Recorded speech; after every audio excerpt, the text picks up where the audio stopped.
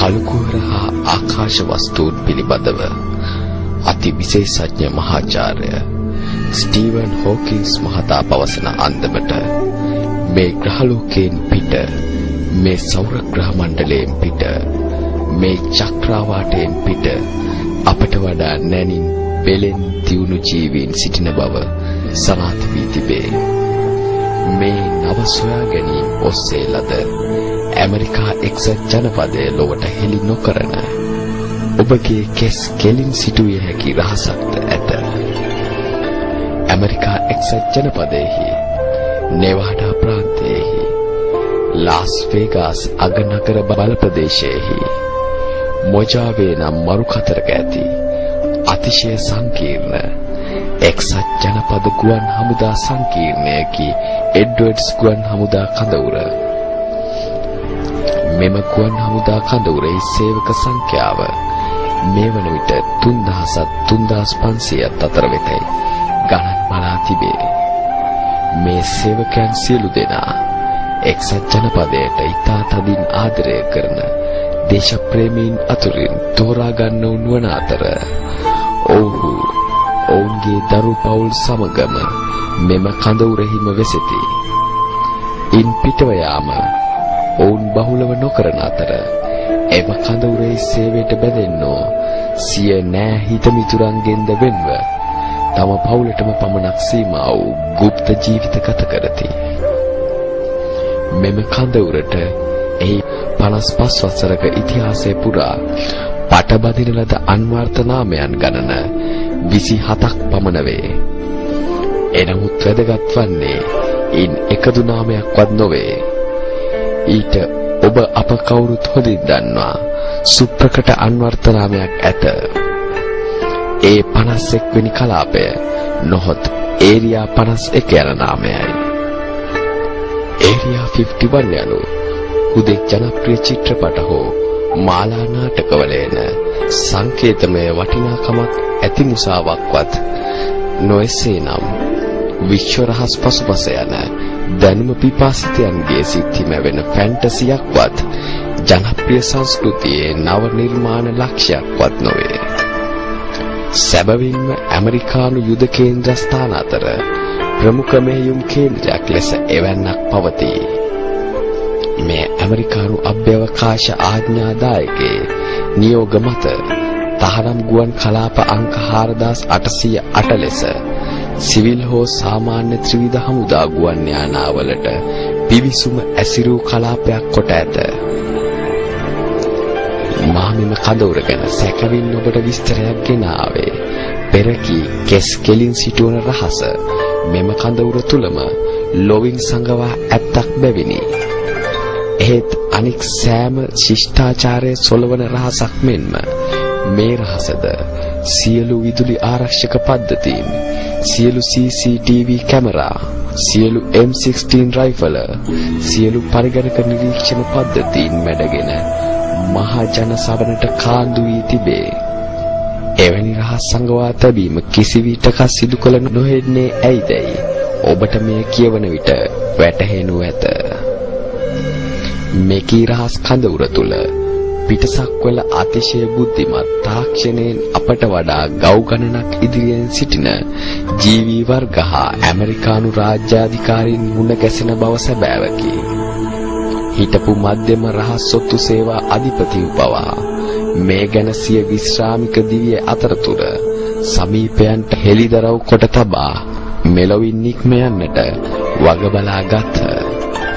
මෙවැනි හමුවලදී හෙළිදරව් වූ විශ්ව රහස් දහස් ගණනක් වුවද ඉන් ඔබට වැදගත්ම රහස වන්නේ මෙයයි. පිටසක්වල ජීවීහු අතර දුර බැහැර ග්‍රහලෝක ඉපිද ජීවන චක්‍රය හා ඉන් මිදීම ගැන මාර්ගෝපදේශකත්වය දුන් මහා පණිරුවණක් සරණ ගිය කොට්ටාශයක් වෙති. ඔහු අසම සම මානසික ශක්තියෙන් අතිශයින් බල සම්පන්න ජීවීහු වෙති. සිය දේශක නායකයාට ඔහු තත්තාග සහ නීදෝක් යන නාමයන්ගෙන් අමතති. මේ කියන්නේ මේ චක්‍රාවාටයෙන් ඔබ්බෙහි ග්‍රහලෝකවල සිටින බුදුන් සරණ ගිය විශ්ව බෞද්ධ ප්‍රජාවක් ගැන නොවේද?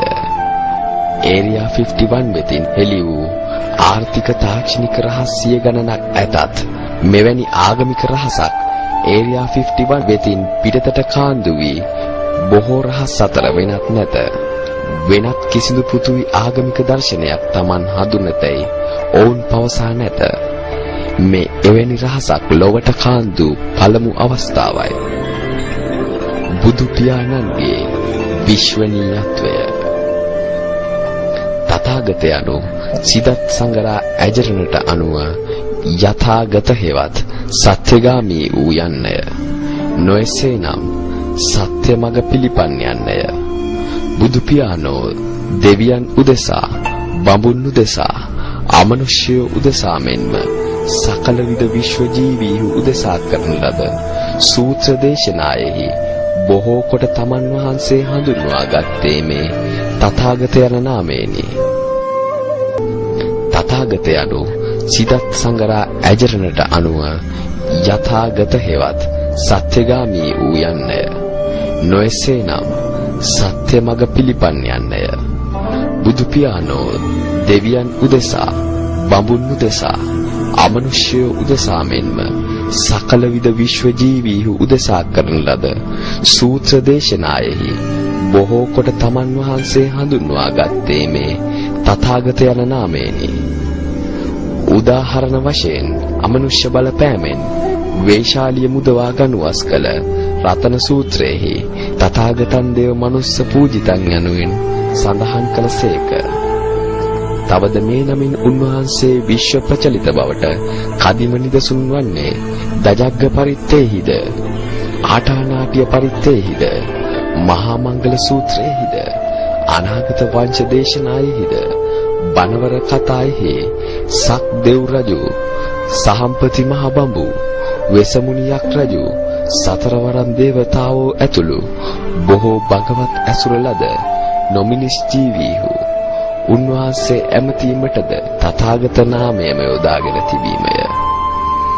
එසේනම් තථාගත නාමය මේ සක්වා තලයෙන්ද බැහැර වෙසෙන ජීවීන් සිය මහා ගුරුවරයා හඳුන්වනු ලබන තථාගත නාමයමය. අප බුද්ධ ලෙසින් නමතන විශ්ව ගුරුවරයාණන්ගේ පිටසක්වල සිසුහු උන්වහන්සේ හඳුනන්නේ මෙපරිද්දෙන් විය හැකිය. දැන් නිදෝක් නාමය ගෙන බලමු. බුදු පියාණන්ට ඇති සමානාර්ථ නාම 1018 අතුරින් තවත් අතිශය ජනප්‍රිය නාමයකි නිදුක්ඛ යන නාමය. අප බුදුරදුන්ට නිදුකානන් වහන්සේ යමතන්නේද මෙහෙයිනි.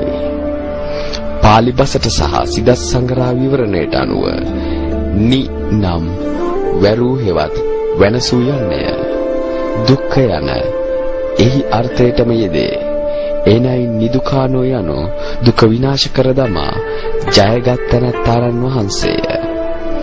දැන් ආටානාටිය බණවරය ගැන බලන්න. එහිදී වෛශ්‍රවණ දිව්‍ය රාජයා තිලෝගුරු පාද මූලයේ සිට උන්වහන්සේව මෙලෙස අමතයි. නිදුකානන් වහන්සේ ඒ රජහට ආකාශ තලයේ ආටානාට, කුසිනාට, පරකුසිනාට, නාටපරිය, පරකුසිත නාට නම් පුරවරයෝ වෙති. නිදුකානන් වහන්සේ කුවේර නම් රජහුගේ විසානා නම් රාජධානියක්ද ඇති. නිදුකානන් වහන්සේ රෞද්‍ර නපුරු ගති ඇති එකට එක් කරන්නා වූ අමනුෂ්‍යයෝද ඇත්තාහ. නිදුකානන් වහන්සේ මේ ආටානාටිය ආරක්ෂාව වනාහි භික්ෂු භික්ෂුණීන්ගේද උපාසක උපාසිකාවන්ගේද ආරක්ෂාව පිණිසද නොවේසීම පිණිසද සුවසේ විසීම පිණිසද පවතින්නේය. වෛශ්‍රවණ නම් බලසම්පන්න පිටසක්වල ජීවී නායකයා තිලෝගුරු බුදු පියාණන් අමතා ඇත්තේද නිදුකාණන් වහන්සේ යන නාමයෙනි. බෞද්ධ ආකාශ වස්තු විද්‍යාවට අනුව මේ දිව්‍ය ලෝකතලයන්ගේ ආයු කාලය මිනිස් ලොව ආයු කාලය මෙන් 100,000 ගුණයකි. කාලය ඇල්බර්ට් අයින්ස්ටයින් මහා ඇදුරාට අනුව අප විසින් ගොඩනගාගත් හුදු මනක් කල්පිතයක් පමණක් නොවේ. විශ්වයේ සෑම භෞතිකයක්ම වටා ක්‍රියාත්මක ජීව ඔර්ලෝසුවක් ඇත. එනම් මිනිස් ලොව කාලය සහ විශ්ව කාලය එක කුඩා පොදු ගුණාකාරයකට ගෙන බලන කල වෛශ්‍රවණ දිව්‍ය රාජයා රජ කරන චාතුරු මහා රාජික දිව්‍ය ලෝකයේ ආයුෂ මනුෂ්‍ය ලෝක කාලයෙන් වර්ෂ මිලියන 9.4ක් වේ. බුදු පියාණන් වහන්සේ පිරිනිවන් පාවදාලා අපේ මිනිස් කාලයෙන් තවම ගත වී ඇත්තේ වසර 2550ක පමණ කාලයක් පමණි. එය විශ්ව ඔර්ලෝසුවට අනුව නම් ඊටම සුළු කාලයකි. චාතුරු මහා රාජික ඔර්ලෝසුවට අනුව නම් තත්පර ගණනකි. මේ අනුව අපට නිගමනය කළ හැක්කේ එදා බුදු පියාණන් සෙවණේ ආටානාටිය විමසූ දිව්‍ය යක්ෂ කුම්භාණ්ඩ රාජේනට තවමත් බණ අසා ගොස් වැඩි වේලාවක් ගත වී නොමැති බවයි. එසේනම් එදා ගෞතම සරණ ගිය ඒලියන් උපාසක උපාසිකාවන් මෙන්ම එදා බුදුපා සෙවණේ ආර්ය සත්‍ය අවබෝධ කරගත් ඒලියන් සෝතාගාමීන් රහතුන් මේ මොහොත වන විටත් හබල් දුරේක්ෂයට නොපෙනෙන චක්‍රාවාටවල සිට නමෝ බුද්ධාය කියනවා විය යුතුය.